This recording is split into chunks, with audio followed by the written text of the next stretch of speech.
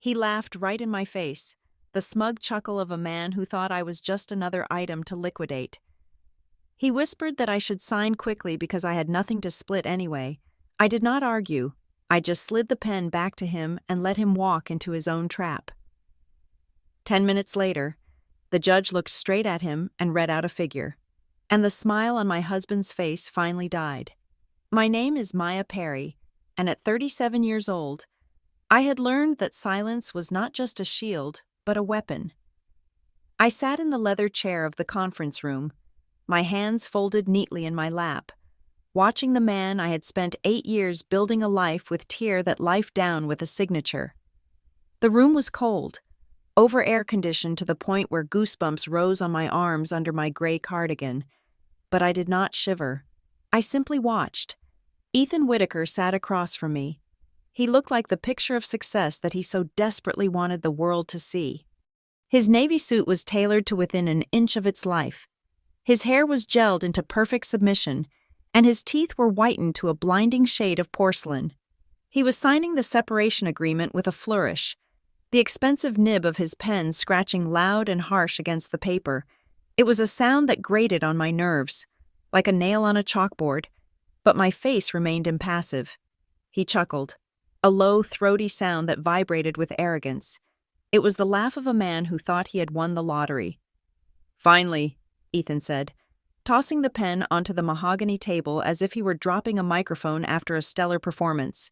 He leaned back, clasping his hands behind his head, stretching out his legs. God, it feels good. It feels like dropping 200 pounds of dead weight. He did not look at me when he said it. He looked at his lawyer, Grant Halverson, a man who charged $500 an hour to smirk at women like me. "You are a free man, Mr. Whitaker," Grant said, gathering the papers. "We just need Ms. Perry to sign, and we are done here." Ethan turned his gaze to me then. His eyes were devoid of the warmth they had held 8 years ago. Now, they were just calculating. Cold. "Go ahead, Maya," he said, his voice dropping to a conspiratorial whisper, though it was loud enough for everyone in the room to hear. "Sign it. Stop stalling. We both know you have nothing to fight for here. You do not have anything to split." I looked at him. I looked at the man who had forgotten that before I was his wife, I was a risk analyst. I looked at the man who had forgotten that I was the one who caught the errors in his first business plan. "You are lucky I am generous," Ethan continued, turning back to Grant. "Most guys in my position would crush her, but she is just a mid-level office worker. What does she make? $50,000 a year, maybe 60 on a good year." He laughed again, shaking his head. "I will probably have to pay her spousal support just so she does not starve in whatever studio apartment she ends up in. It is pathetic, really." Grant chuckled politely. "We will handle the support calculations in the final decree. Ethan, for now, we just need the separation of assets agreed upon, which, as you noted, is straightforward." I reached for the pen. My movements were slow, deliberate. I did not shake. I did not cry. I saw Ethan watching my hand, his eyes hungry for my defeat. He wanted me to break. He wanted me to beg. He wanted the satisfaction of seeing Maya Perry, the quiet, boring wife, fall apart so he could feel like the big, powerful developer he pretended to be. I stopped the pen just above the signature line. "I have one request," I said. My voice was soft, but it cut through the room's hum like a razor. Ethan rolled his eyes. "Oh, here we go. What do you want?" "Maya, the coffee maker." "You can have it." "I want a clause added," I said, looking directly at Grant. "I want a mandatory, full financial disclosure presented in open court. No sealed records, no private arbitration regarding the final asset division. I want everything read into the public record." Grant frowned. He was a good lawyer. He knew that wealthy clients usually wanted privacy. He opened his mouth to object, but Ethan cut him off. "Let her have it," Ethan barked, laughing. "You think I am hiding money from you? You think I am scared of people knowing what I am worth? Please, put it in. Let the whole city of Charlotte see how successful I am compared to you. Let the judge read out my assets and then read out your zero balance. It will be the highlight of my year." Grant hesitated, looking at his client. "Ethan, usually we prefer—" "I said do it," Ethan snapped. "She wants to be humiliated in public. I will buy the tickets." I signed the paper. 2 weeks later, the air in the Mecklenburg County Courthouse was heavy with the scent of floor wax and old wood. I walked down the hallway, my heels clicking rhythmically against the marble floor. I wore the same gray cardigan, the same black slacks, the same sensible shoes. I held a thick manila folder against my chest, my arms crossed over it protectively. Ethan was already inside the courtroom when I arrived. He was leaning against the railing, chatting with Grant. He looked radiant. He looked like a man who was about to receive an award. When he saw me, he offered a pitying smile. "Brought your paperwork?" he asked, gesturing to my folder. "What is in there?" "Maya Coupon's grocery receipts." I did not answer. I walked past him and took my seat at the defendant's table. I placed the folder down. It was heavy. "All rise," the bailiff announced. Judge Elise Marlowe entered. She was a woman in her 60s with sharp eyes and a demeanor that suggested she had heard every lie ever told in a marriage and was impressed by none of them. She took her seat and adjusted her glasses, looking down at the docket. "Case number 4729, Whitaker versus Perry," she read.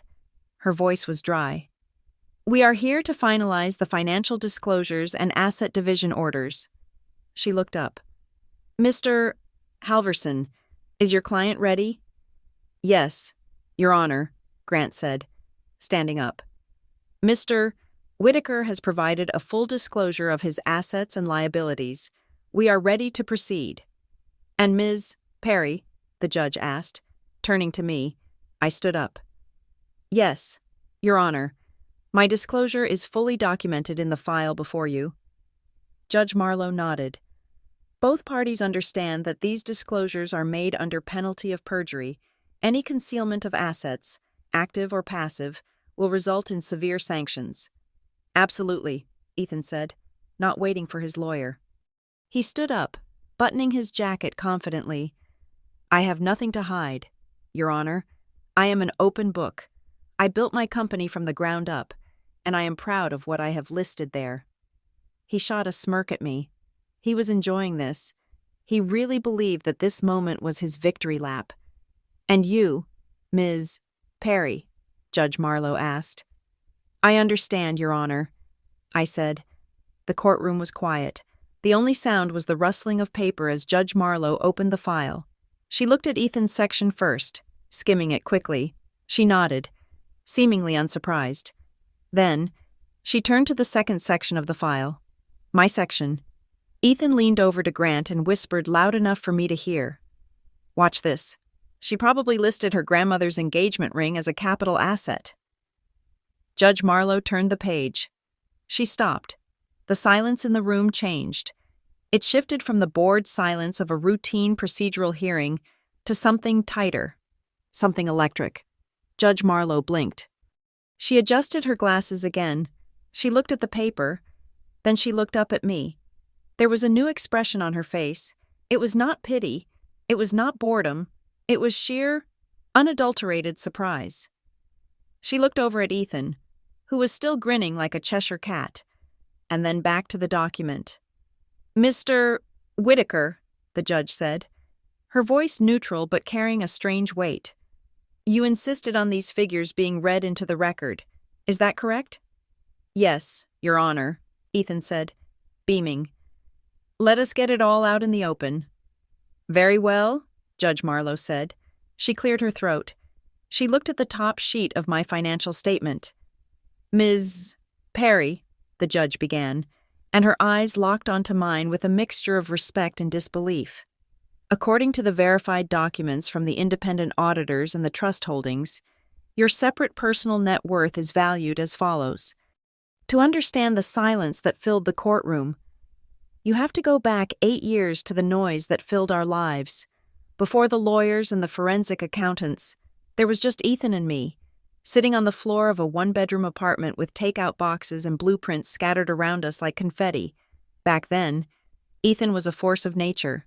He was 29, handsome in a way that made people want to agree with him, and possessed a terrifying amount of ambition. He had just registered the paperwork for Whitaker Vale Developments. It sounded grand, like an empire that had stood for a century, but in reality, it was just him, a leased laptop, and a terrifying amount of debt.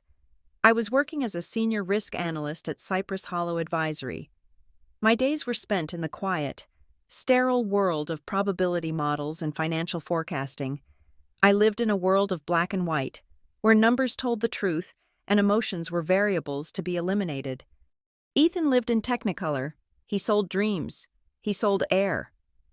I remember one night in particular, about 6 months after we got married, Ethan was panicking over a commercial loan for a duplex renovation in the historic district. He was pacing the living room, running his hands through his hair, talking about leverage and equity like a man trying to convince himself he was not drowning. I took the contract from his desk. It was a mess. The lender had buried a balloon payment clause on page 40 that would have bankrupted him in 36 months. I pulled out my red pen. For the next 3 hours, I did not just read.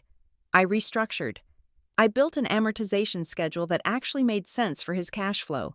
I found a clause that allowed him to renegotiate the interest rate if the property appraisal increased by 15% after renovation. I saved him. When I showed him the new plan, he looked at me with what I thought was awe. He hugged me so hard my ribs ached. He told me I was brilliant. He told me we were a team, but that we had a very short shelf life. As Whitaker Vale began to grow, fueled by the stability I provided behind the scenes, the narrative changed. I kept my job at Cypress Hollow because we needed the steady income, but my second shift began the moment I got home. I was his unbilled CFO. I handled the tax compliance. I vetted the contractors. I managed the liquidity ratios so he could walk into meetings and look like a solvent developer. Yet, whenever we were out in public, I started to notice a pattern. At a cocktail party for the local Chamber of Commerce, about 3 years into our marriage, we were standing with a group of potential investors. Ethan was holding a scotch, looking dapper and successful. One of the men, a wealthy banker named Mr. Henderson, asked about the risk assessment on his latest multifamily project. I opened my mouth to answer. I knew the numbers because I had run the Monte Carlo simulations myself until 2 a.m. the previous night. Ethan put a hand on my shoulder, squeezing just a little too tight. He laughed, cutting me off. Oh, do not worry about the boring stuff. Bob, Maya here just helps me with the paperwork sometimes. She is my little spreadsheet girl. I handle the big picture. The men laughed. They looked at me with polite disinterest, then turned their backs to discuss the big picture with my husband, my spreadsheet girl. I stood there, holding my glass of white wine, and felt a coldness settle in my chest. It was not just an insult. It was an erasure. To Ethan, my competence was not an asset to be celebrated. It was a utility to be used and then hidden away, like a water heater in a basement. He needed my brain to build his ladder, but he did not want me standing on the rung next to him. He wanted a wife who looked good in a dress and nodded at the right times, not a partner who understood that his profit margins were thinner than he admitted. I should have seen it coming from the very beginning. I should have seen it the day he asked for the prenuptial agreement. We were engaged, sitting in a booth at a diner. He had slid the document across the table with a look of pained necessity, like he was doing something that hurt him more than it hurt me. It is just for the future, Maya, he had said, his eyes wide and earnest. My dad insisted on it. You know how business is. I am going to be taking on a lot of liability with the development company. I need to make sure that if anything ever happens, God forbid that the business assets are separate.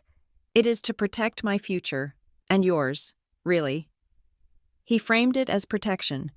He talked about his future empire as if it were a guaranteed destiny that I was lucky to be adjacent to. I signed it. I signed it because I was young and in love, and I believed in the version of Ethan that existed in my head. I signed it because I trusted him. But there was another reason, one I kept to myself, buried deep under my quiet demeanor. I signed it because I knew something Ethan did not bother to ask about. I had my own assets. I had a legacy from my mother's side that was quietly growing in a trust. And I had equity from a logistics software startup I had consulted for in my 20s.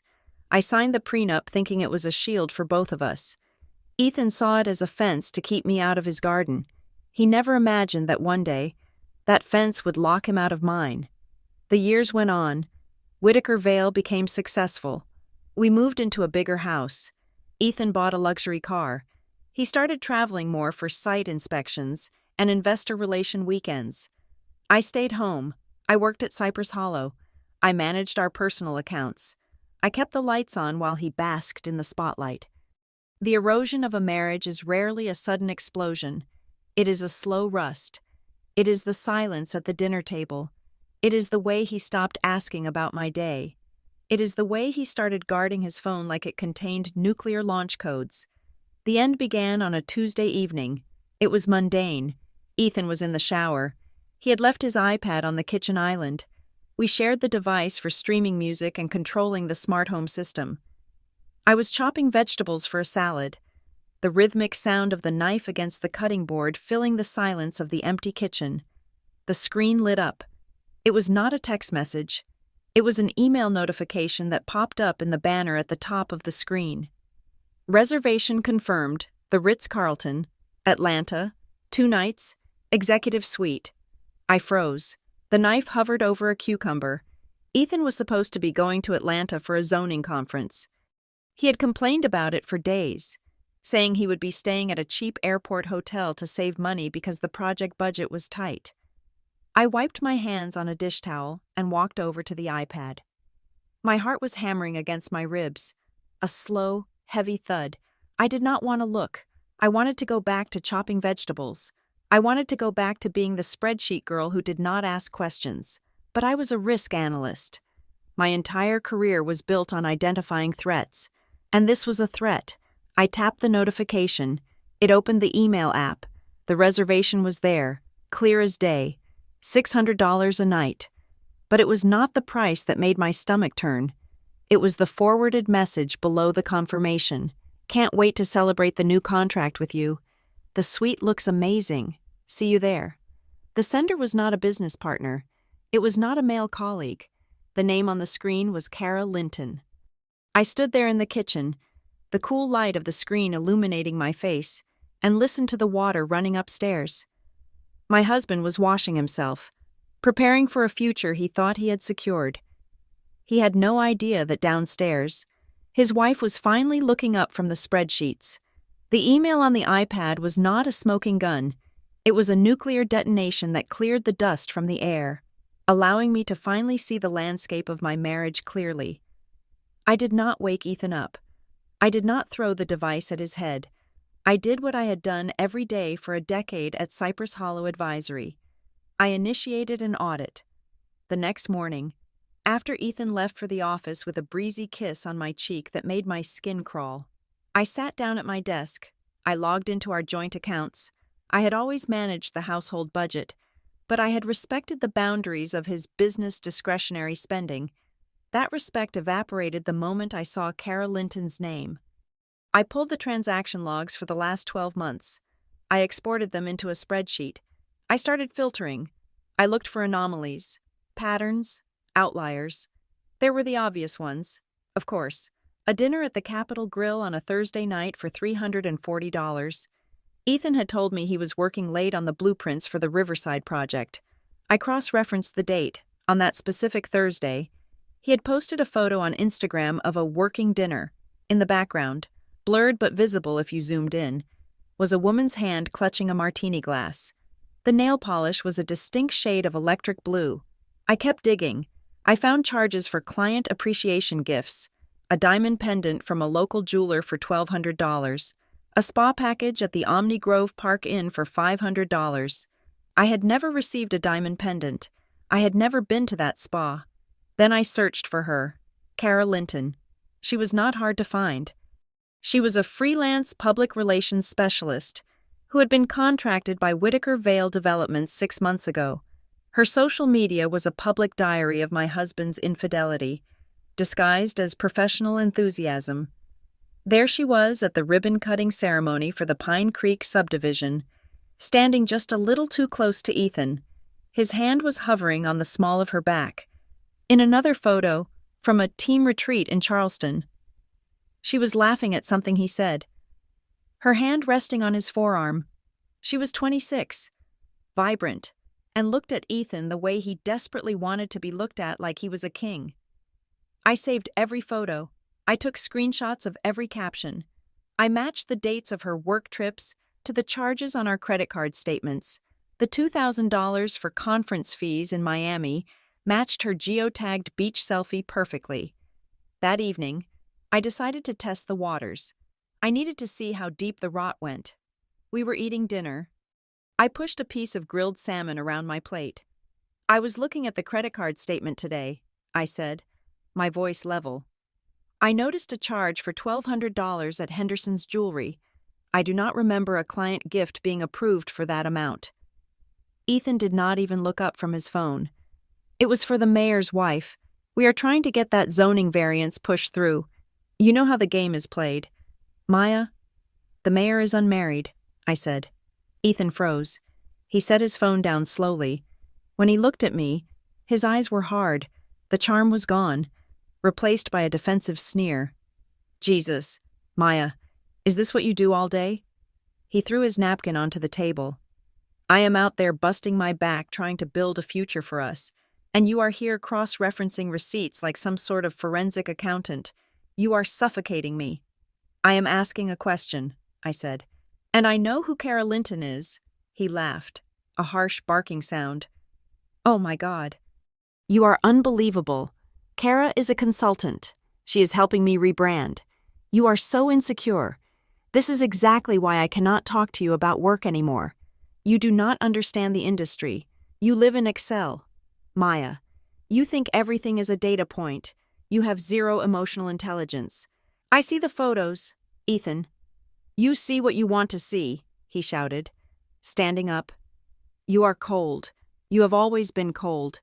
I need someone who supports me, not someone who interrogates me because she is jealous of a younger, more successful woman. You are imagining things because your own life is so empty." He stormed out of the room. It was a masterclass in gaslighting. In 5 minutes, he had turned my legitimate discovery of theft and adultery into a critique of my character. He made me the villain. I did not chase him. I cleared the table. I washed the dishes, but my hands were shaking. Over the next few weeks, I felt the walls closing in. The atmosphere in our social circle shifted. At a barbecue hosted by our neighbors, I walked up to a group of wives I had known for years. Conversations stopped abruptly. Smiles were tight, polite. Later, while I was in the kitchen getting a refill of iced tea, I heard one of them whispering to another, "Ethan looks so tired lately. He told Mark that Maya is just impossible. Apparently, she tracks his mileage and screams at him if he buys a coffee. It is sad. He says she is completely emotionally unavailable." "I know," the other woman replied. "He is such a good guy. He deserves better than a warden." I stood there, gripping the glass until my knuckles turned white. He was not just cheating on me. He was systematically dismantling my reputation. He was painting a picture of a miserable marriage so that when he finally left, everyone would applaud his escape. I went home early that day, claiming a migraine. Ethan stayed behind. Networking. I was lying in bed, staring at the ceiling, when I heard him come home. He was on the phone, pacing in the hallway. He thought I was asleep. "Do not worry, babe," he was saying, his voice low and affectionate. "It is almost over. I just need to get the paperwork sorted. Once the divorce is signed, I will be free. And the best part? She has nothing. She is a worker bee. I will give her a few grand to go away, and then we can finally stop hiding." He laughed. "Yeah, I love you too." I closed my eyes. Tears leaked out, hot and angry. She has nothing. That phrase echoed in my mind. He truly believed it. He believed he was the sun and I was just a rock orbiting him, devoid of my own gravity.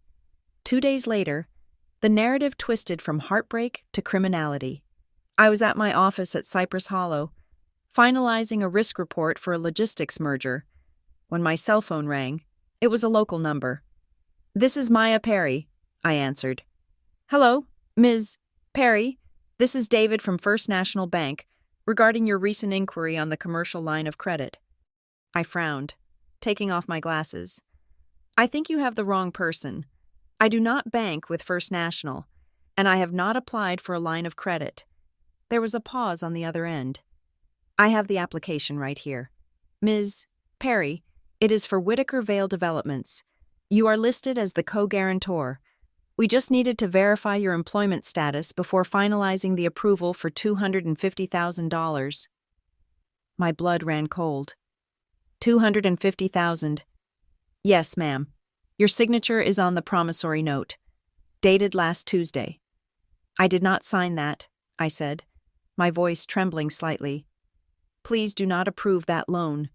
I did not sign it. Ms. Perry, if this is a mistake, you need to come into the branch immediately. We have a signed, notarized document." I hung up. I did not go to the bank. Not yet. I went home. It was 3 p.m. Ethan was at a site visit. The house was silent. I went into his home office.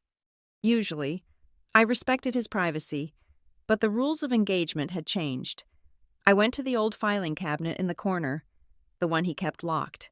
I knew where the key was taped underneath the bottom drawer of his desk. He was not as clever as he thought. I opened the cabinet. It was stuffed with files. I started flipping through them. Construction permits, vendor contracts, and then a folder labeled Personal Miss Key. I pulled it out. Inside were standard things, copies of our passports, birth certificates, but at the very back of the folder, I found a clear plastic sleeve. I pulled out a sheet of paper. It was not a document. It was a collage. It was a piece of high-quality bond paper. Taped onto it, with meticulous precision, was a cutout of my signature. It looked like it had been snipped from our tax return 2 years ago. Below it was a blank space. And next to it, a few practice attempts where someone had tried to trace over the lines with a blue ink pen, trying to master the loop of the P and the sharp angle of the M. My breath hitched in my throat. He had scanned this. He had taken my signature, physically cut it out, taped it onto loan documents, and scanned them to make them look like legitimate digital copies. He was not just funding his affair with our money. He was leveraging my credit, my name, and my financial future to build an empire that he planned to kick me out of. He was saddling me with $250,000 in debt for a company I owned no part of. I looked at the cut-and-paste job.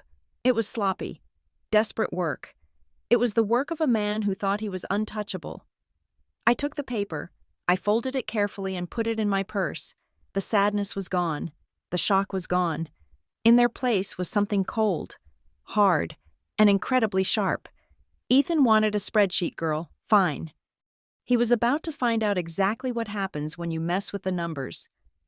I walked out of the house with the cut-and-paste signature folded inside my bra, close to my heart like a secret grenade. I did not scream. I did not burn his clothes on the front lawn.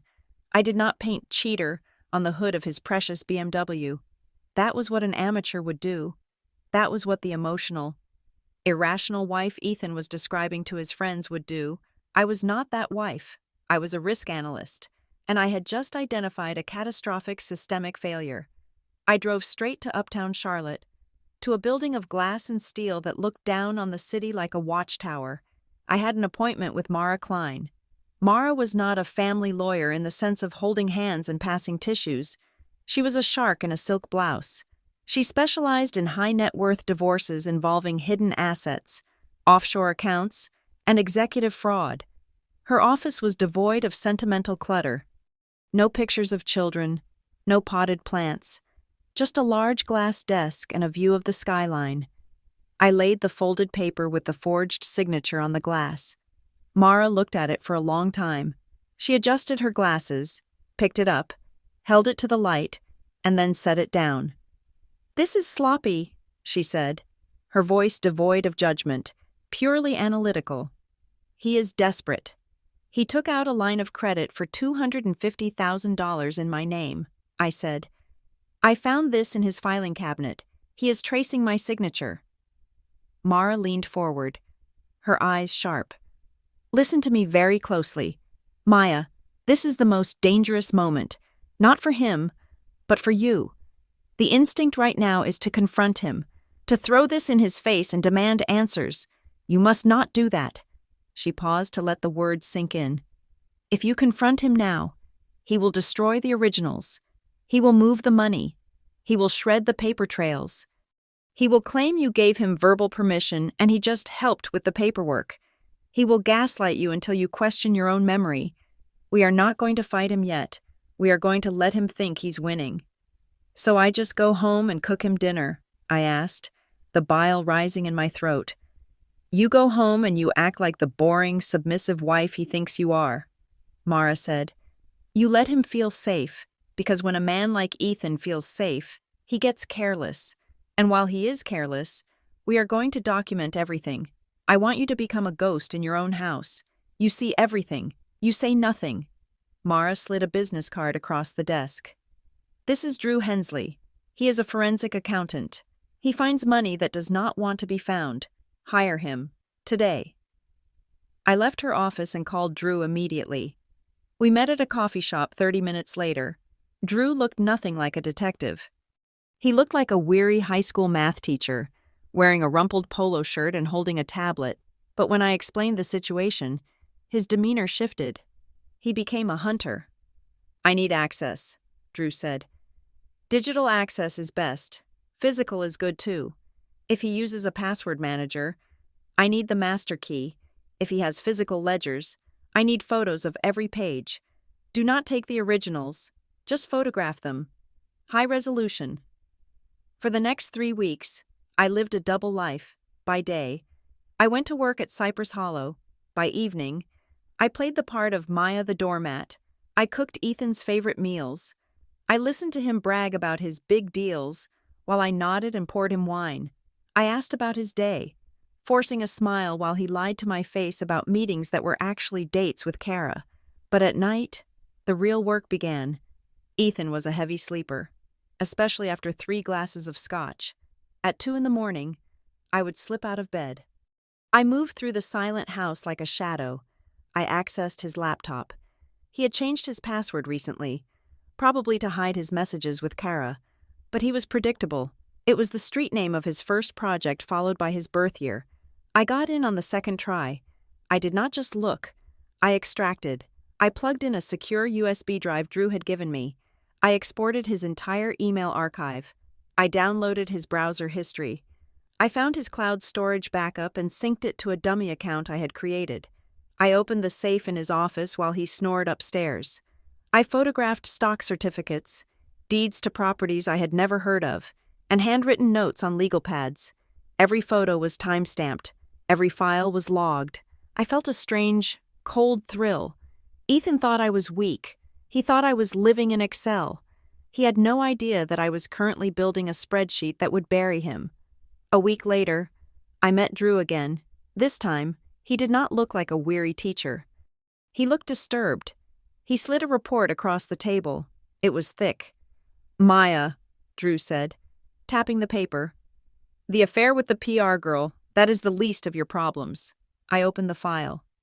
He is bleeding, Drew explained. Whitaker Vale Developments is insolvent. He has been moving money between 3 different shell companies to make it look like he has cash flow. It is a classic Ponzi scheme structure, but he is playing it with bank loans instead of investors. Drew pointed to a diagram. See this company, Blue Horizon Holdings. It is registered in Delaware. He owns it. He has been funneling money from the construction loans into Blue Horizon to pay for his lifestyle, the dinners, the trips with Kara, the lease on his car. It is all coming out of construction loans meant for building houses. So he is stealing from the bank, I said. He is stealing from the project, Drew corrected. But here is the kicker. To keep the banks happy, he needs to show collateral. He needs guarantors. My stomach dropped. Me. You, Drew confirmed. And not just the one loan you found. I found 3 more, totaling nearly $1.5 million. He is forging your signature on personal guarantees. If these projects fail, and they will fail, because he is spending the capital on jewelry and hotels, the banks will not go after his shell company. They will come for you. They will take your house. They will garnish your wages. They will drain your trust fund. I stared at the numbers. $1.5 million. Ethan was not just breaking my heart. He was strapping a suicide vest to my financial existence and waiting for the timer to run out. He is trying to push for a quick divorce, I realized aloud. He wants me to sign a separation agreement that probably waives his liability or locks me into these debts before the banks realize the projects are empty shells. Exactly, Drew said. He needs you to take the fall. He is setting you up to be the bag holder. I felt a cold rage settle over me. It was sharper and clearer than anything I had felt before. This was not about love anymore. This was survival. I took the report to Mara the next morning. She read through Drew's findings in silence. The air in her office felt heavy, charged with the electricity of a coming storm. When she finally looked up, her expression was grim. She took off her glasses and looked me dead in the eye. "Maya," she said, her voice dropping an octave. "We are done collecting. We have enough." She tapped the page where Drew had highlighted the pattern of forged signatures and the shell company transfers. "This changes the strategy entirely," Mara said.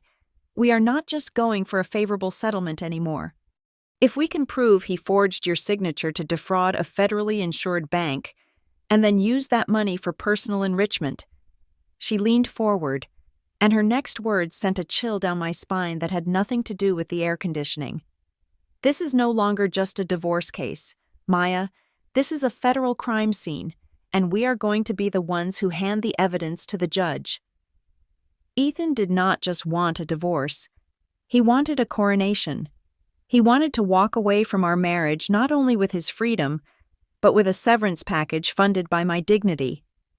3 days after I handed the forged loan documents to Mara, Ethan cornered me in the living room.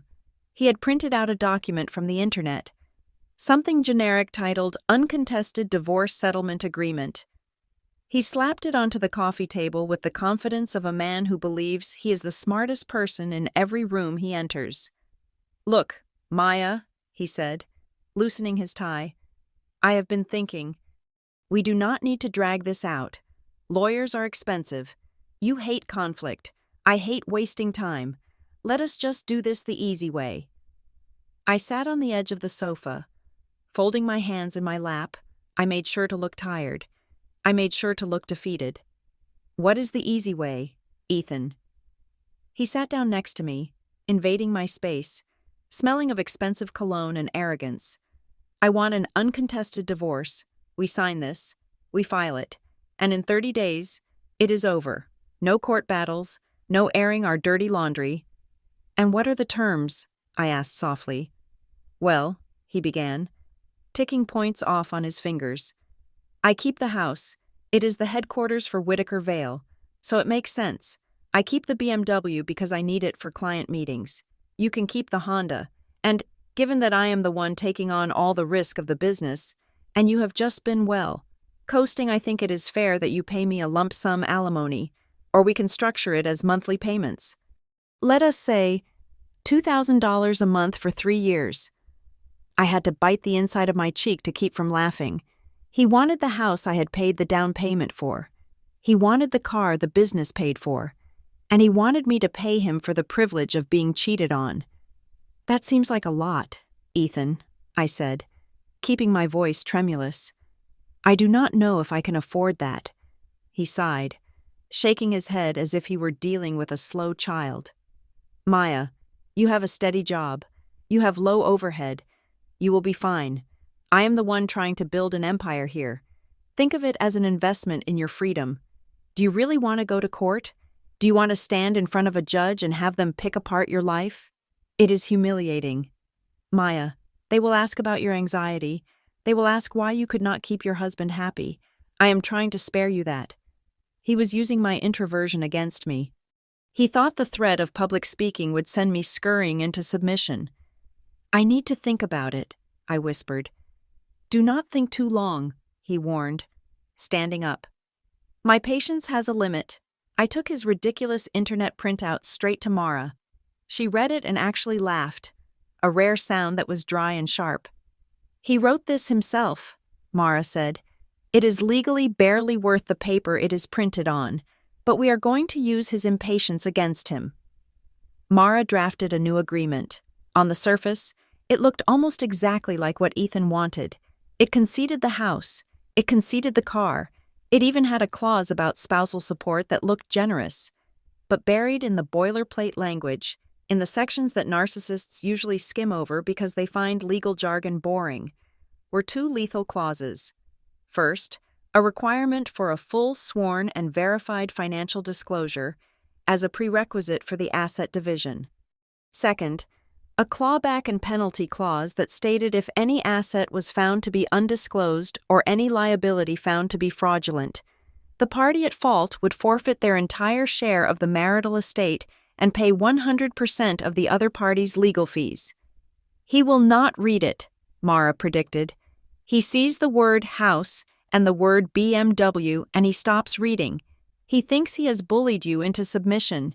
He thinks you are stupid. We presented the papers to him 2 days later. I met him in the kitchen.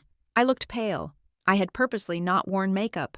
I signed it, I lied, handing him Mara's version. My lawyer looked at it, cleaned up the language a bit, but it gives you what you asked for. The house, the car. Ethan's eyes lit up. He snatched the papers from my hand. He flipped through them, scanning the pages rapidly. The support? He asked. It is in there, I said, pointing to paragraph 14. He read it and grinned. See, was that so hard? You just needed to be reasonable. He pulled a pen from his pocket. He did not call his lawyer. He did not read the definitions section. He did not ask what verified financial disclosure pursuant to state statute meant. He just wanted to win. He signed his name with a flourish. Then, he did something that solidified my resolve to destroy him. He pulled out his phone, snapped a photo of the signature page, and typed a quick message. I saw the screen reflection in the window behind him. Done. She folded. Walking away with everything. Champagne tonight. He hit send. Great, Ethan said, capping his pen. I will have Grant file this. You should probably start packing. Maya, I will need the master bedroom cleared out by the weekend. Okay, Ethan, I said. I will start packing. I walked away. I did not pack clothes. I went to my home office and packed the rest of the financial evidence I had gathered. That night, Ethan went out to celebrate. I stayed home, waiting for an email from Drew. At 11 o'clock, the notification chimed on my laptop. Subject: the Blue Horizon link. I opened the attachment. It was a complex web of transactions that Drew had unraveled. He had traced the money from the fraudulent loans, the ones with my forged signature, through the shell company, Blue Horizon Holdings. I expected to see the money spent. I expected to see empty accounts, drained by five-star hotels and jewelry for Kara. And there was plenty of that. But there was something else. Drew had found a transfer that went from Blue Horizon to an offshore entity in the Cayman Islands, and then bounced back to a private investment account in Delaware under a different name. A name that sounded corporate, but was actually an anagram of Ethan's middle name and his mother's maiden name. Ethan was not just spending the money, he was hoarding it. He was stealing from the banks, stealing from me, claiming poverty, and stashing the cash in a bolt hole for his new life. I scrolled to the bottom of the report where Drew had summed up the total value of the hidden account. I stared at the screen. The number was staggering. Estimated value of concealed assets, $2.7 million. He had stolen nearly $3 million. He was willing to leave me with hundreds of thousands of dollars in debt, ruin my credit score, and take the house, all while sitting on a secret fortune he had built on my back. I looked at the separation agreement sitting on the counter, the one he had signed so gleefully hours ago, the one where he swore under penalty of perjury that he had disclosed all assets. He had just signed his own death warrant. I picked up my phone and texted Mara. He signed, and Drew found the money, $2.7 million. Mara's reply came back instantly. Do not say a word to him. Let him walk into court thinking he is a king. When the judge reads that number, the look on his face is going to be worth every penny of my retainer. I closed the laptop. For the first time in months, I slept soundly. Ethan thought the game was over.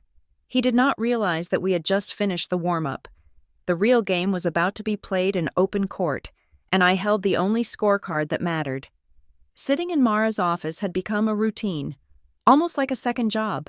The view of the city was the same. The smell of expensive leather was the same. But the atmosphere had shifted. We were no longer scrambling to find evidence. We were arranging the ammunition. Mara was reviewing the forensic report Drew had compiled on Ethan's shell companies. She looked up, her pen hovering over a notepad. Maya, she said, her tone serious. We have him on the fraud. We have him on the hidden $2.7 million. But before we walk into that courtroom, I need to know everything. And I mean everything. Ethan is going to try to paint you as a financial burden. He is going to claim he supported you, that you were a drain on his resources. Is there anything in your financial history that contradicts that? I looked at my hands. I had not lied to Mara, but I had omitted one very large detail. Not out of malice, but out of habit. A habit formed over 8 years of living with a man who viewed money as gasoline to be poured onto the fire of his ego. He won't be able to claim I was a burden, I said quietly. Mara raised an eyebrow. Why? Because you paid for the groceries. No, I said. Because I am worth more than he is, considerably more. The silence in the room was absolute. Mara put her pen down. Explain, she said. I took a breath. Ethan thinks I am just a risk analyst. He thinks my salary at Cypress Hollow is all I have. He judged me by my Toyota and my off-the-rack cardigans. He never asked about my family. Not really. My mother passed away before I met Ethan. She was quiet, like me. But her father was one of the early investors in a regional shipping container business that was acquired by a major logistics firm in the late 90s. I reached into my bag and pulled out a different file, one I had kept in a safety deposit box that Ethan did not know existed. There is a trust, I continued. It generates a passive income that I have never touched. I reinvested 90% of it, and when I was 25, before I met Ethan, I did consulting work for a logistics software startup called Nexus Chain. Instead of a fee, I took equity. They went public 3 years ago. Mara opened the file I handed her. Her eyes widened slightly as she scanned the brokerage statements. 3 years ago, she asked. That was during the marriage. Yes, I said, but the equity was granted before the marriage. It is premarital property, and the trust is an inheritance. It has never been commingled with our joint accounts. I never used a cent of it for the house or the bills. I lived solely on my salary. Why? Mara asked, looking up at me with genuine curiosity. You are sitting on my God. Maya, this portfolio is valued at over $4 million. Why did you live like you were scraping by? Because of Ethan. I said simply, I saw how he was with money on our third date. He tipped the waiter 50% just to show off, then complained about the price of gas on the drive home. To Ethan, money is a spotlight. It is a way to force people to look at you. To me, money is a wall. It is safety. It is the ability to say no. If I had told him about this money, it would have been gone. He would have guilted me into investing in his developments. He would have gambled it away on his pipe dreams. So, I kept it quiet. It was my escape hatch. Mara started to laugh. It was a low, incredulous sound. She reached for the prenuptial agreement, the one Ethan had forced me to sign 8 years ago. The irony, she said, flipping to page 5. Do you realize what he did? He was so paranoid that you would take half of his non-existent fortune that he insisted on a strict separation of assets clause. All assets acquired prior to marriage, and all passive appreciation of said assets, remain the sole property of the original owner. She tapped the paper. He thought he was locking you out of his kingdom. He actually built a fortress around yours, because he never bothered to ask what you had. and because he did not read the fine print of his own contract. He has absolutely no claim to the trust or the stock. Just then, the door opened and Drew walked in. He looked tired but energized, holding a fresh stack of papers. "I found the link," Drew said, dropping the papers on the desk. "I know how he structured the loans." "Tell us," Mara said. "It is a liability shift," Drew explained, pulling up a flowchart on his tablet. "Ethan used the marriage as a credit vehicle. See? He knew his credit score was tanking because of his leverage ratio. So, for the last 3 years, every time he needed real capital, he used Maya's profile. He pointed to a series of red lines connecting Ethan's shell companies to my name. He used your social security number, which he had access to from tax filings, to list you as the primary guarantor, but he kept the assets, the titles to the land, the equipment in the name of Whitaker Vale Developments. So, if the business succeeds, he owns the assets. If the business fails, Maya owns the debt." I felt a cold shiver run down my spine. It was predatory. It was not just financial infidelity. It was financial cannibalism. He was feeding me to the wolves to keep himself warm. "He does not know that I know about the loans," I said. "And he does not know you are sitting on $4 million, Mara added, a shark-like grin spreading across her face. "He thinks he is walking into court to crush a helpless, debt-ridden secretary. He thinks the judge is going to look at his success and your mediocrity and award him everything." Mara stood up and walked to the window, looking out at the city. "We are going to change the filing," she said, turning back to us. "We are going to agree to his request for full disclosure in open court. In fact, we are going to insist on it. We are not going to send him a copy of your asset list beforehand. We will file it under seal with the judge mere minutes before the hearing, claiming security concerns regarding the account numbers. The judge will see it. Ethan will not until it is read aloud." "He will have a heart attack," Drew said. "He will panic," Mara corrected. "And a panicked man makes mistakes. When the judge reads your net worth, Ethan's brain is going to short-circuit. He is going to try to claim it. He is going to shout that it is marital property. And in doing so, he is going to admit that he married you for money, or that he feels entitled to your assets despite the prenup. He will look greedy, desperate, and foolish." She looked at me. "But that is just the setup. The knockout punch is what happens after the number is read. Once he realizes you are rich, he will try to pivot. He will try to say, 'Look, she has money. She can pay the debts.' And that is when we hit him with the fraud evidence. That is when we show the judge that the debts he wants you to pay were created by forging your signature." I nodded. It was perfect. It was cruel, yes, but it was the kind of cruelty that was necessary when dealing with a monster. "So I just wait?" I asked. "You wait," Mara said. "You let him strut. You let him brag to his girlfriend. You let him think he has won the lottery. In court, he is going to smile right up until the judge reads that number. And after that, that is the part where we end him." I left the office and drove home. Ethan was there, packing a bag for a business trip to Miami. I knew he was taking Cara. I knew he was using the company credit card, the one linked to the fraudulent loan. "Don't wait up, Maya," he said, breezing past me in the hallway. "I have big things happening. Big things." "I know," I said softly, watching him go. "I am counting on it." He didn't hear me. He was too busy whistling. He had no idea that the spreadsheet girl had just balanced the books, and he was the remainder that was about to be eliminated. The morning of the hearing, the sky over Charlotte was a bruised shade of purple, threatening rain that never seemed to fall. I arrived at the Mecklenburg County Courthouse 15 minutes early. I wore a charcoal suit that was 3 years old, professional but unremarkable. I wanted to look exactly like what Ethan claimed I was, a mid-level employee with a limited budget and a small life.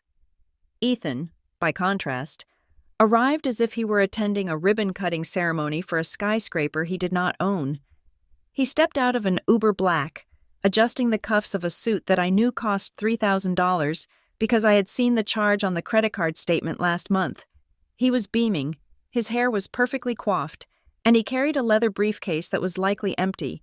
As I walked toward the metal detectors, I saw him check his phone. A smile touched his lips, not a business smile, but a soft, private smirk. I knew exactly who it was from. Kara had likely texted him something encouraging, something about how today was the first day of their new life. Don't be soft. She probably wrote, "Get what you deserve." He looked up and saw me.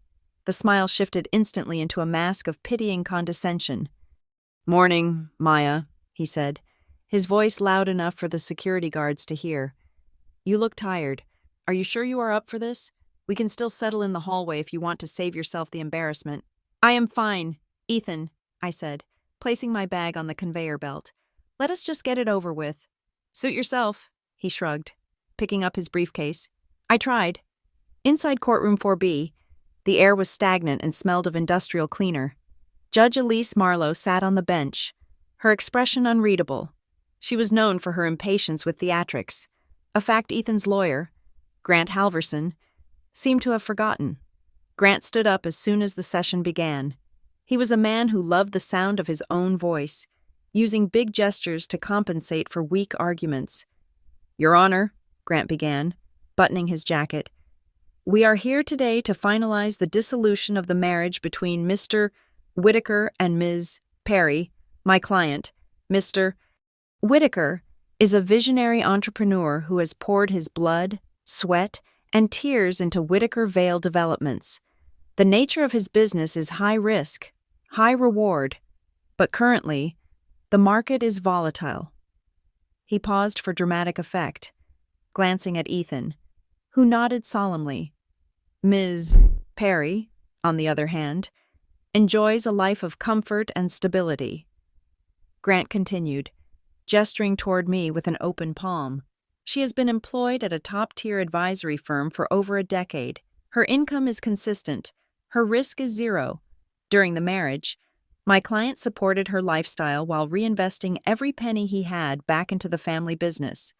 Therefore, we believe it is only equitable that Ms. Perry provides temporary spousal support to bridge the gap while Mr. Whitaker restructures his company post-divorce." I watched Ethan. He was trying to look humble, the suffering artist of the real estate world. He truly believed this. He believed that my steady paycheck was a safety net he was entitled to rip apart to stitch himself a parachute. Judge Marlowe peered over her glasses. "You are requesting spousal support from the wife for a husband who claims to own a premier development firm. Cash flow is tight, Your Honor," Grant said smoothly. "Liquidity is an issue. Ms. Perry has the liquidity." Mara stood up. She did not wave her arms. She did not raise her voice. She stood with the stillness of a predator waiting for the prey to graze just a little closer. "Your Honor," Mara said, "before we discuss spousal support or the division of liabilities, we request that the full financial disclosures which both parties have submitted under seal be verified and entered into the record. We believe a clear picture of the assets is necessary before any support rulings can be made." Ethan leaned over to Grant and whispered loud enough for me to hear. "Let her do it. She wants to show the court she has 40 grand in a savings account. Fine. It proves she can pay me." Grant nodded. "We have no objection. Your Honor, Mr. Whitaker values transparency." "Transparency," Judge Marlowe repeated. The word sounded heavy in her mouth. She looked at Ethan. "Mr. Whitaker, you understand that the financial affidavit you signed is a sworn statement if you have omitted any assets or if you have misrepresented any liabilities. You are subject to perjury charges and severe financial sanctions." "I understand completely, Your Honor," Ethan said, flashing his winning smile. "I have nothing to hide. My life is an open book." "Very well," Mara said. "In the spirit of that transparency, Your Honor, we would like to submit a supplemental report from our forensic accounting team regarding the liabilities Mr. Whitaker is asking to split." Grant frowned. "Objection. We have not seen this report." "It was filed this morning, Counsel," Judge Marlowe said, looking at her screen. "It is admissible. Proceed." "Ms. Klein," Mara signaled to the bailiff, who handed a thick document to the judge and a copy to Grant. Drew had done his work well. The cover sheet was simple, but the contents were damning. "Your Honor," Mara said, her voice sharpening, "Mr. Whitaker is asking this court to divide a debt load of approximately $1,500,000, claiming these were joint marital loans used for business development. However, our analysis shows a different story." Ethan shifted in his seat. The smile faltered slightly. "On page 3, Mara continued, "you will see a commercial loan from First National Bank for $250,000. The guarantor is listed as Maya Perry. However, Ms. Perry never signed this document. We have included a forensic handwriting analysis on page 4. The signature is a digital fabrication, lifted from a tax return filed in 2018. "That is ridiculous," Ethan blurted out, breaking protocol. "She signed it. She forgets things. She is always forgetting things. Mr. Whitaker, you will speak when addressed," Judge Marlowe snapped. Mara did not stop. "On page 6, Your Honor, you will see the disbursement of these loan funds. They did not go to contractors. They did not go to lumber yards. $30,000 was spent at the Ritz-Carlton, $12,000 at Henderson's Jewelry, $5,000 for a consulting fee paid to a Ms. Cara Linton." The air in the room seemed to vanish. Grant was flipping through the pages frantically, his face turning a shade of pale that matched his legal pad. He looked at Ethan with wide, panicked eyes. He had not known. Ethan had lied to his own lawyer. "These are business expenses," Grant stammered, his voice losing its earlier boom. "Networking, client relations. It is all standard industry practice." "Forging a spouse's signature is standard industry practice?" Judge Marlowe asked. Her voice was ice cold. She turned her gaze to Ethan. It was a look that could strip paint off a wall. "Mr. Whitaker," the judge said, "did you, or did you not, digitally alter your wife's signature to secure these funds?" Ethan stood up. He looked cornered. He looked at me, his eyes pleading for me to intervene, to save him like I always did, but I just stared back, my face a blank canvas. "It was a misunderstanding," Ethan said, his voice rising in pitch. "Maya and I had a verbal agreement. She said she would handle the risk. She knows I'm good for it. This is just a technicality she is using to embarrass me because she is jealous." "A technicality," Judge Marlowe repeated flatly. "You call fraud a technicality." "It is not fraud if we are married," Ethan argued, his arrogance overriding his survival instinct. "Everything is shared, right? Her name, my name, it is all the same pot, and she has nothing anyway. What does it matter if I used her credit? She is not using it." Grant put a hand on Ethan's arm, trying to pull him down, but the damage was done. The silence that followed was deafening. Ethan breathed heavily, looking around the room, realizing too late that he had admitted to the act in an attempt to justify it. Judge Marlowe took off her glasses. She cleaned them slowly with a microfiber cloth. Then she put them back on and looked at the clerk. "I have heard enough about the liabilities," Judge Marlowe said. "It seems Mr. Whitaker operates under the assumption that his wife is a financial nonentity, a vessel to be used for his credit rating." She reached for the 2 sealed envelopes on her desk, the financial disclosures we had submitted. "Mr. Whitaker seems very confident that there is nothing to split," the judge said. "He seems to believe that Ms. Perry is, as his counsel put it, merely comfortable with her stable salary." She opened the first envelope. It was mine. Ethan leaned back in his chair, crossing his arms. He was still trying to recover his composure, still trying to play the part of the unbothered alpha male. He shot me a look that said, "You can't hurt me." Judge Marlowe scanned the document. Her eyebrows shot up toward her hairline. She paused, rereading a line, then looked directly at me. There was a flicker of something like admiration in her eyes. She turned to the open court. "Let us correct the record regarding the financial standing of the parties," Judge Marlowe said. "I will begin with the respondent. Ms. Perry," she cleared her throat, and the sound echoed like a gavel strike. According to the verified audit of the Perry Family Trust and the accompanying investment portfolio, which are designated as separate property under the prenuptial agreement Mr. Whitaker insisted upon. She looked at Ethan, who was frowning, confused by the words, family trust. Ms. Perry's current net worth, the judge began. Item 1, Judge Marlowe read, her voice steady and echoing against the high ceilings. The Perry Family Irrevocable Trust. Principal value $1,800,000. Ethan's head snapped up, his mouth opened slightly, a slack-jawed expression of confusion. He blinked, as if he were trying to translate a foreign language. Item 2, the judge continued, not waiting for the shock to settle. Equity holdings in Nexus Chain Logistics, acquired prior to marriage. Current market valuation $2,150,000. The silence in the courtroom was absolute. It was a vacuum. Even the court reporters seemed to pause for a fraction of a second. Item 3, Judge Marlowe said, turning the page. Commercial real estate holding in Raleigh, held within the trust structure. Valuation $320,000. She took off her glasses and looked down at the summary sheet. Total verified separate assets for Ms. Maya Perry, she announced, her voice ringing like a bell. $4,270,000. Ethan did not move. He was frozen, a statue of a man whose entire reality had just shattered. He looked at me. For the first time in our marriage, he really looked at me, but he did not see his wife. He saw a bank vault he had walked past every day for 8 years without knowing the combination. Then, the shock turned into something ugly.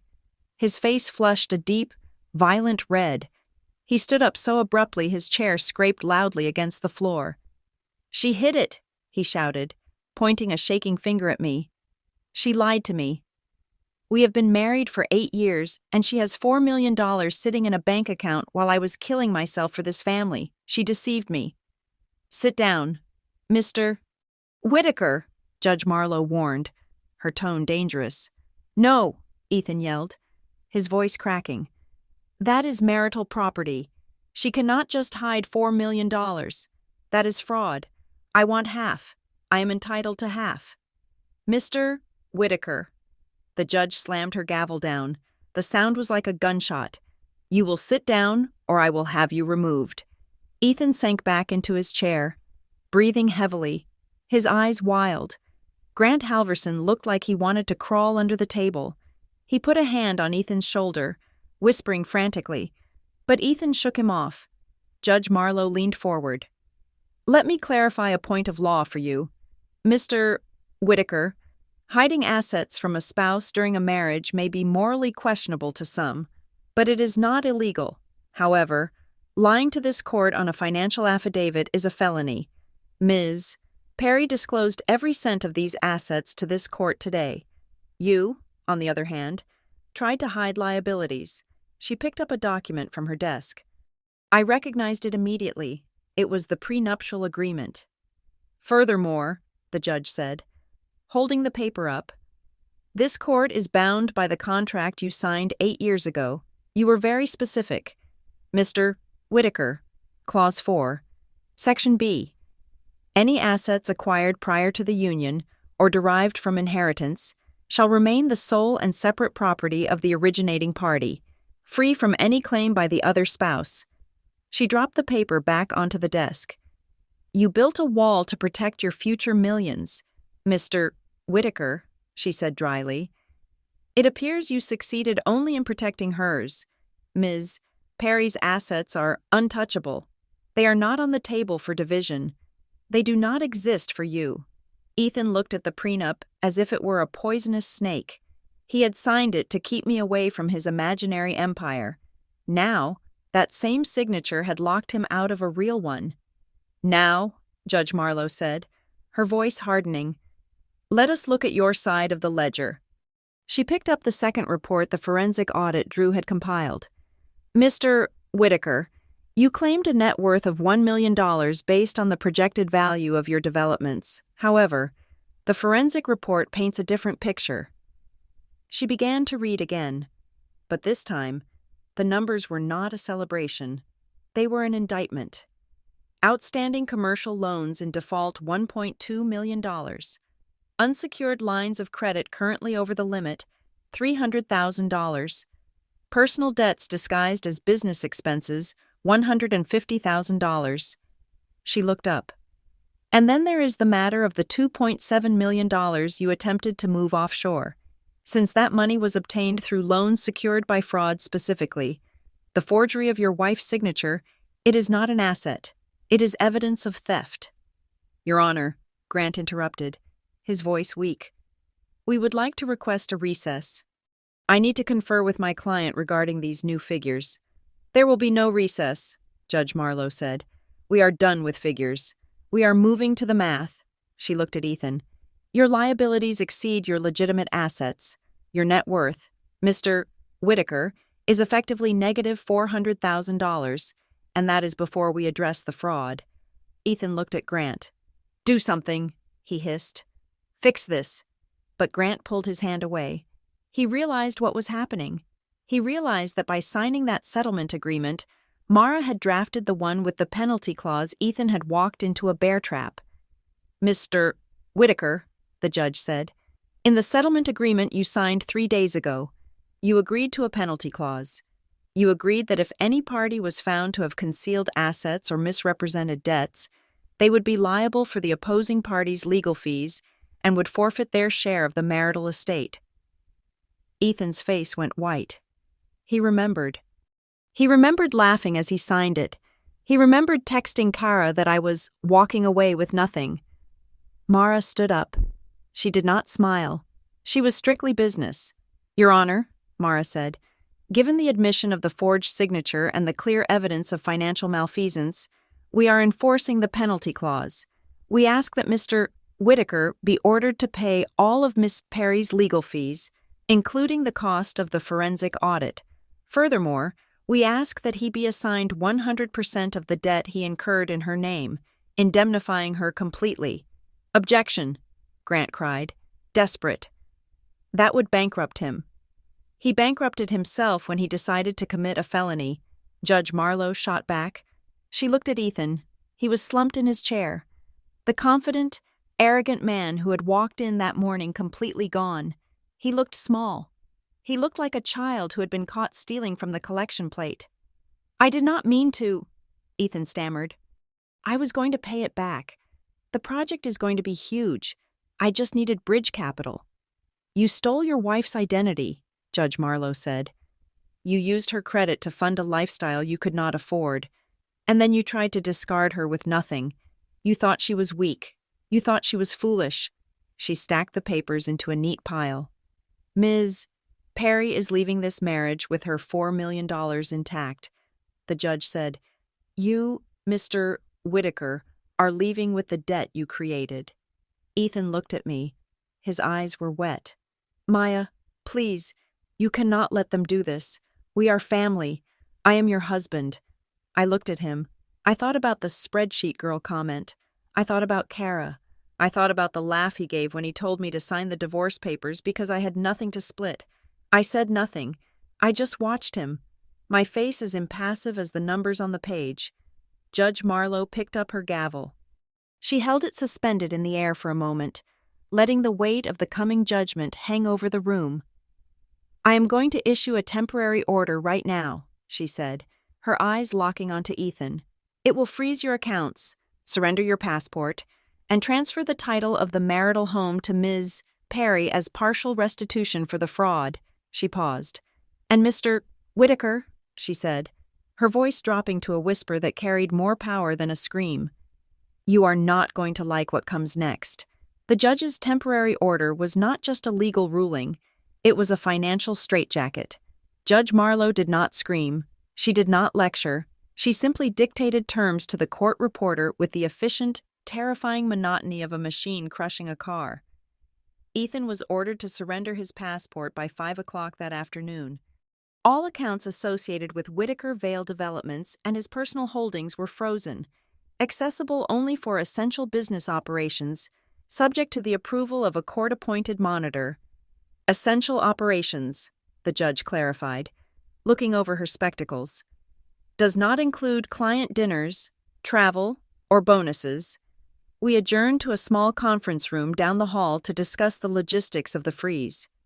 Ethan walked in looking like he had gone 10 rounds with a heavyweight boxer. He slumped into a plastic chair, loosening his tie.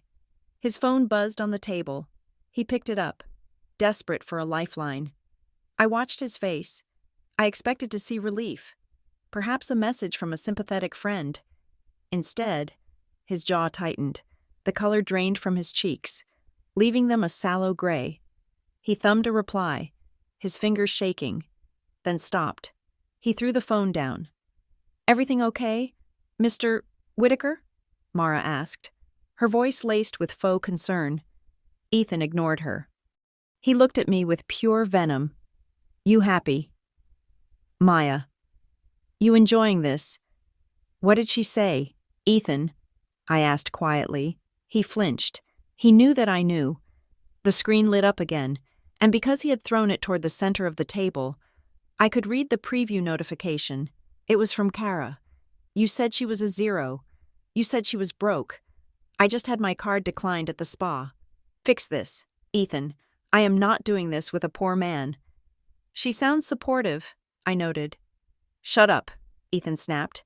He ran a hand through his hair, destroying the perfect coiffure he had spent 20 minutes on that morning. "She is just stressed. You do not understand passion. Maya, you are a robot." "I am a robot with $4 million, I corrected him. "And you are a passionate man who currently cannot buy a sandwich without a judge's permission." The door opened, and Drew walked in. He did not sit. He remained standing, holding a single thin file folder. The atmosphere in the room shifted. Grant Halverson, Ethan's lawyer, sat up straighter. He sensed it too, the shift from a bad day to a fatal one. "We have a problem," Grant said, trying to regain control. "The asset freeze is going to kill the Riverton project. If we cannot pay the subcontractors by Friday, they walk. The company collapses."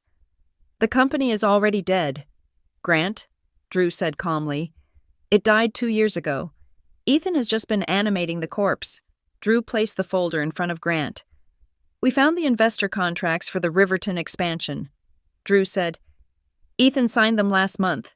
He guaranteed a 15% return on investment within 6 months based on secured pre-sales of the luxury units." "So," Ethan said, defensive, "the market is hot. We will sell them." "There are no pre-sales, Ethan," Drew said.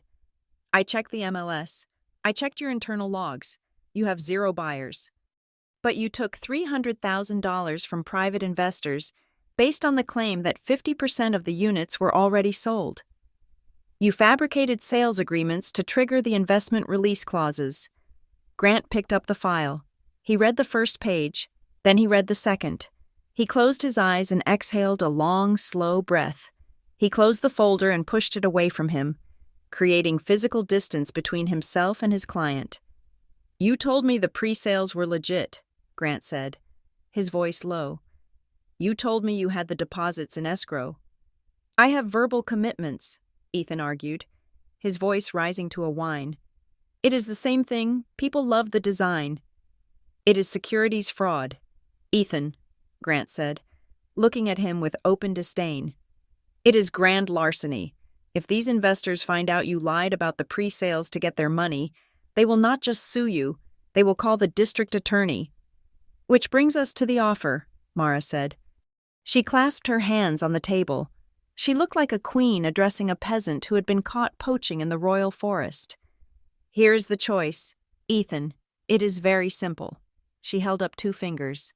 "Option 1, we continue this fight. We go to full trial. Maya testifies. Drew testifies. We hand over the forged signature on the bank loan and the fraudulent investor contracts to the judge. The judge is legally obligated to refer the evidence to the prosecutor's office. You will go to prison for a minimum of 5 to 10 years. Ethan swallowed hard.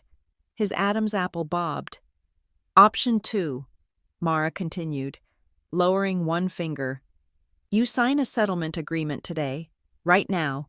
You agree to a total waiver of any claim to Maya's separate property. You agree to indemnify her against all debts incurred by Whitaker Vale Developments.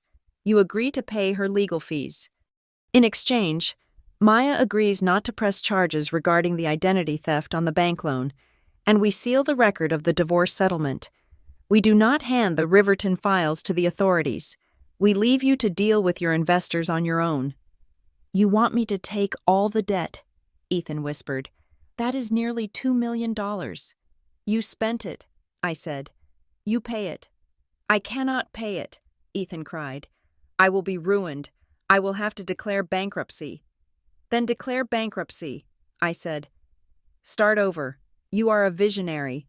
Remember, you built it from the ground up once. Do it again. Ethan looked at Grant. Grant, help me. Make a counteroffer. Grant shook his head. He began packing his briefcase. There is no counteroffer. Ethan, you lied to the court. You lied to the bank. You lied to me. If you do not sign this deal, I will have to withdraw as your counsel because I cannot knowingly suborn perjury in a criminal defense case, which is what this is about to become. Ethan looked around the room. The walls were closing in. He looked at the window, then at the door. Realizing there was no exit that did not lead to a cell, he turned to me. His eyes softened, filling with a manipulative moisture that I had seen 1,000 times before.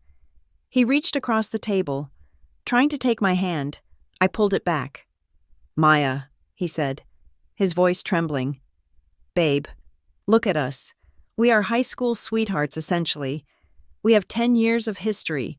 Do you remember our honeymoon? Do you remember when we drove to the coast and slept in the car because we could not afford a hotel? We were happy then. I am still that guy. I just got lost. Do not destroy me. Please. You are not cruel. This is not you.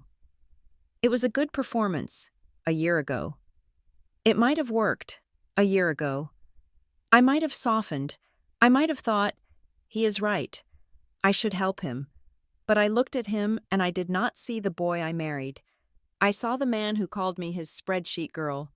I saw the man who forged my name. I saw the man who laughed while signing divorce papers because he thought I was worthless. I am not being cruel. Ethan, I said, my voice steady and calm. I am being a risk analyst. You are a liability, a toxic asset, and I am liquidating my position. I leaned forward. And as for the past, you killed that guy. You killed him the moment you cut my signature out of a tax return and pasted it onto a lie. I am just doing what you always told me to do. I am protecting my future. Ethan stared at me. The hope died in his eyes, replaced by a cold, hard hatred. He realized the manipulation would not work. The emotional currency he thought he had saved up was worthless. He snatched the pen from the table. Fine, he spat. Give me the damn paper. He signed the settlement agreement. He did not read it. He just signed, angry, jagged strokes that tore through the paper. Get out, he said to me after he threw the pen down. I never want to see you again. The feeling is mutual, I said, standing up. Grant, please make sure the deed transfer for the house is recorded by tomorrow. It will be, Grant said, not looking at his client. I walked out of the conference room with Mara and Drew. We stepped into the hallway, the fluorescent lights humming overhead. I felt lighter. I felt like I had just set down a backpack filled with stones that I had been carrying for a decade. Wait. We turned around. Ethan was standing in the doorway of the conference room. He looked disheveled, wild. He was not done. His ego could not let me walk away with the last word. You think you won, he shouted, his voice echoing in the corridor. People stopped to look. You think you are safe. I know people in this town. Maya, I know people who can make your life hell. I will drag you down with me. I will sue you for emotional distress. I will tell everyone you embezzled that money. I will ruin you. He was flailing. It was pathetic. Mara stopped. She turned slowly to face him. She adjusted her blazer, looking every inch the legal shark she was. Go ahead and try. Mr. Whitaker, Mara said, her voice carrying easily down the hall. But remember one thing before you file another frivolous motion. She tapped the briefcase she was holding. "This time, I have the receipts, and if you make one move against her, I will not just bankrupt you, I will make sure you spend the next decade in a cell so small you won't even have room to change your mind." Ethan opened his mouth, but no sound came out. He stood there, impotent and furious, watching us walk away. He was a man who had built a house of cards in a wind tunnel, and he was finally realizing that the wind was blowing from my direction. The final hearing was supposed to be a formality, a procedural stamp on the wreckage of our marriage, but the air in the courtroom felt heavy, charged with the static of unfinished business. Ethan sat at the defendant's table, drumming his fingers on the mahogany surface. He was trying to project that same careless confidence he had worn on the day we signed the initial separation papers, but the cracks in the porcelain were visible now. His tie was slightly askew. There were dark circles under his eyes that no amount of concealer could hide. He looked like a man who was trying to hold up a collapsing ceiling with his bare hands. Judge Elise Marlowe entered the room with the swift, decisive energy of a woman who had no patience for nonsense. We all stood. When we sat back down, the silence was absolute.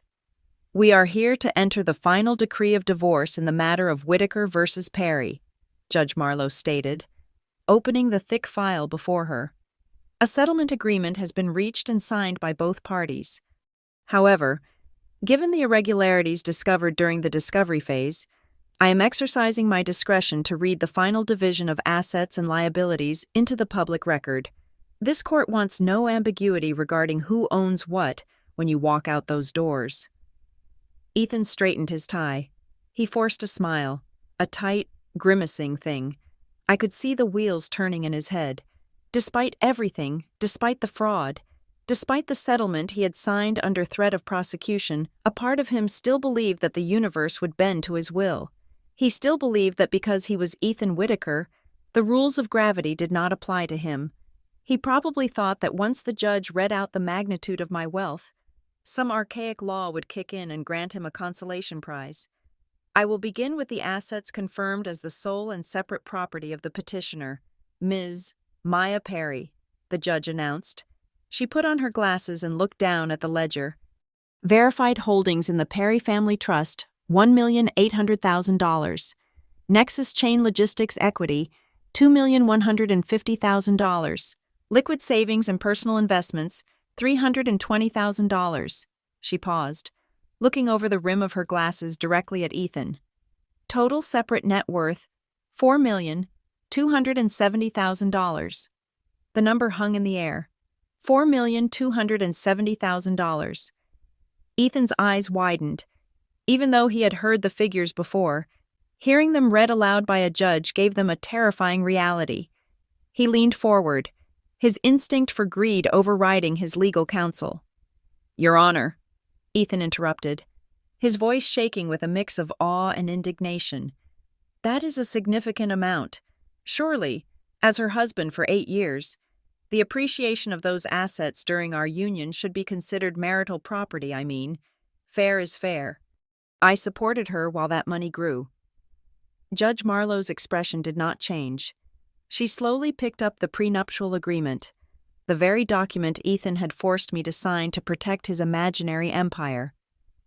"Mr. Whitaker," she said, her voice dry as dust, "you seem to have a selective memory. Clause 4, Section B of the prenuptial agreement stating that all passive appreciation of separate property remains separate. You drafted this clause. You insisted on it. You signed it.